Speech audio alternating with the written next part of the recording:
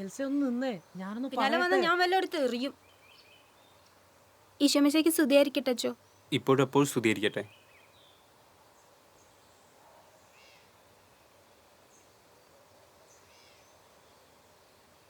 അച്ചോ, ചുറ്റിക്കളിയിലെ ഭർത്താവിനെ ഡിവോഴ്സ് ചെയ്യുന്നതിൽ എന്തെങ്കിലും തെറ്റുണ്ടോ അച്ചോ? ഏ? ഉണ്ടോ? ഇല്ല കുഞ്ഞെ. എന്നെനിക്ക് ഡിവോഴ്സ് വേണോ അച്ചോ? ഡിവോഴ്സ് കൊടുക്കല്ലോ. താനാരാ? ഞാൻ ജെയിംസ്, എൽസയുടെ ഹസ്ബൻഡാ. അച്ചോ, എൽസ അല്ലാതെ വേറൊരു പെണ്ണിനെ ഞാൻ ഇന്നേ വരെ സ്നേഹിച്ചിട്ടില്ല അച്ചോ. കോപ്പാണ്. ഒന്ന് സഹായിക്കണം അച്ചോ. എന്നെ അത്രയ്ക്ക് ഇഷ്ടമുള്ള ആളുടെ വാട്സപ്പിലെ റീസെന്റ് ഇമോജിയിൽ കിടക്കണ കിസ് ആർക്ക് അയച്ചതാന്ന് ചോദിക്കച്ചോ.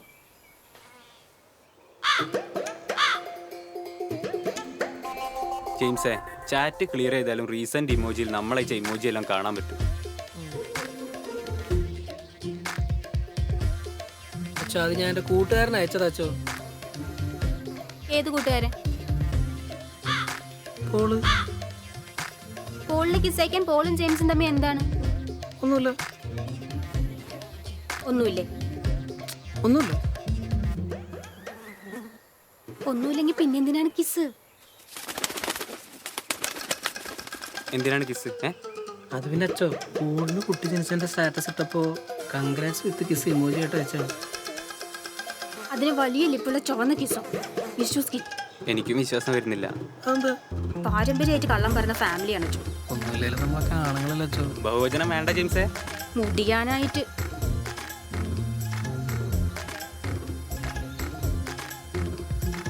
സത്യം പറ ജെയിംസേ, നീ 9ാം പ്രമാണം തെറ്റിച്ചില്ലേ? ഈ അച്ഛൻ. ഞാനൊരു അച്ഛൻ മാത്രമല്ല, എനിക്ക് അത്യാവശ്യം സൈക്കോളജി കൂടെ അറിയാം. അച്ചോ, കുട്ടി ഉണ്ടായ ഹന്നയ്ക്കാണ്. ഈ ഹന്നയും ഞാനും ചെറുപ്പം പോലെ സുഹൃത്തുക്കളാണ്. എൽസയ്ക്കാണ് ഹന്നെ തീരെ ഇഷ്ടമല്ല. പിന്നെ ആ കിസ് ഹന്നയ്ക്ക് കുട്ടി ജനിച്ചപ്പോൾ സ്റ്റാറ്റസ് ഇട്ടിരുന്നേ, അതിന് റിപ്ലൈ ആയിട്ട് അയച്ചാണ്. സത്യമാണോ? സത്യമാണോന്ന് വെച്ചാൽ സൈക്കോളജി കണ്ടുപിടി.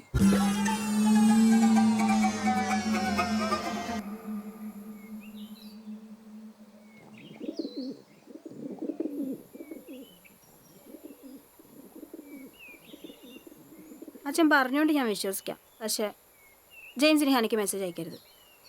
ഹന്നയ്ക്ക് ഇനിയും കുട്ടികളുണ്ടാവൂലേ? തനിക്ക് അപ്പോഴും കിസ് അയക്കണം. എൻ്റെ എൽസേ, ഉദ്ദേശം നല്ലതാണെങ്കിൽ ഏത് ഇമോജി അയച്ചാലും കുഴപ്പമില്ല. എനിക്ക് കുഴപ്പമുണ്ട് അച്ചോ.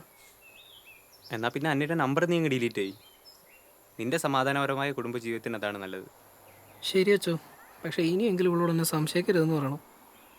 അപ്പോൾ ജെയിംസിന് എന്നെ സംശയമല്ലേ? ഞാൻ പോകുന്നിടത്തൊക്കെ ജെയിംസിന്റെ ചാരന്മാരെ കാണാലോ. ചാരന്മാരാ? ദേ, ആയിരിക്കുന്നത് തൻ്റെ ചാരനല്ലേ?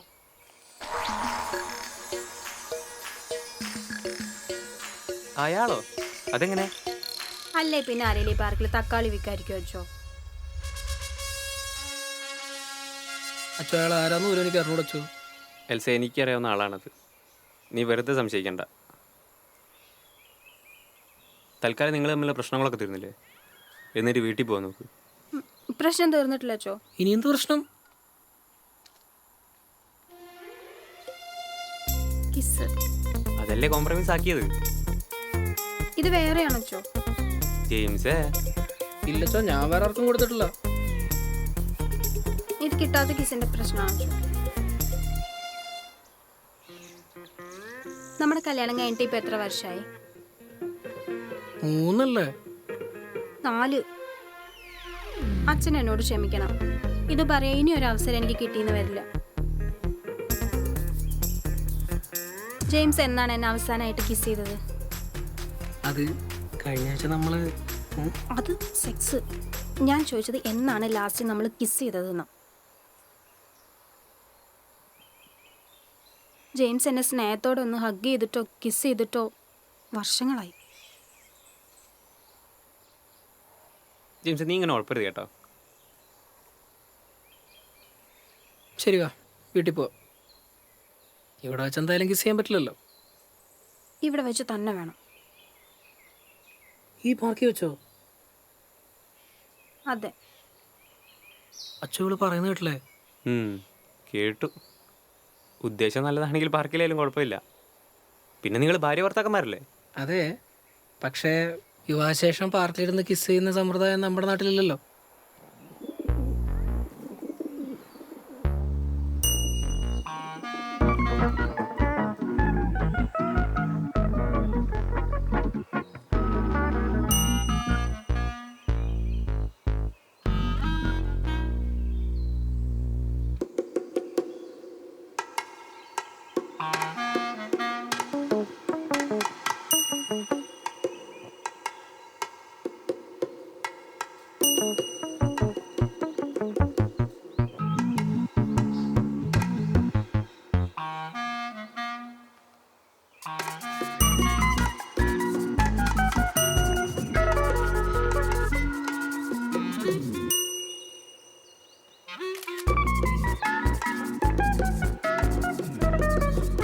ജെയിംസ് എന്തിനാ ഈ പേടിക്കുന്നത്?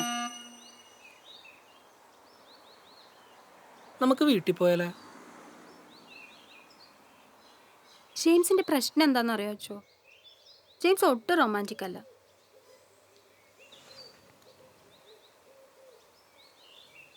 ജെയിംസേ, ഈ ലോകത്ത് ദൈവം നിനക്ക് ഇണയെ നൽകിയിരിക്കുന്നത് അവരെ സന്തോഷിപ്പിക്കുവാനും അവരുടെ ആഗ്രഹങ്ങൾ സാധിച്ചു കൊടുക്കാനും വേണ്ടിയാണ്.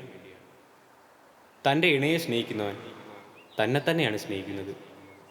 ജെയിംസ് ശലമോൻ്റെ ഉത്തമഗീതം വായിച്ചിട്ടില്ലേ?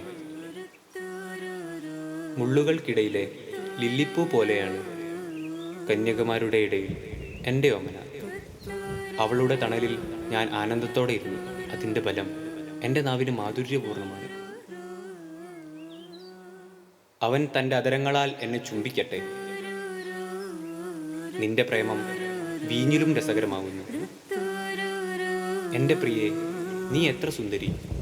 ഈ സോളമനും ശോഷണ്ണയും കണ്ടുമുട്ടി പണ്ടേ, മാമോദിസ പ്രായം തൊട്ടേ ഉള്ളറിഞ്ഞേ തമ്മിൽ, കണ്ണ് കൊണ്ടും ഉള്ളു കൊണ്ടും മിണ്ടാതെ മിണ്ടി പണ്ടേ, കണ്ണുകൊണ്ടേ ഉള്ളു കൊണ്ടേ മിണ്ടാതെ മിണ്ടി പണ്ടേ.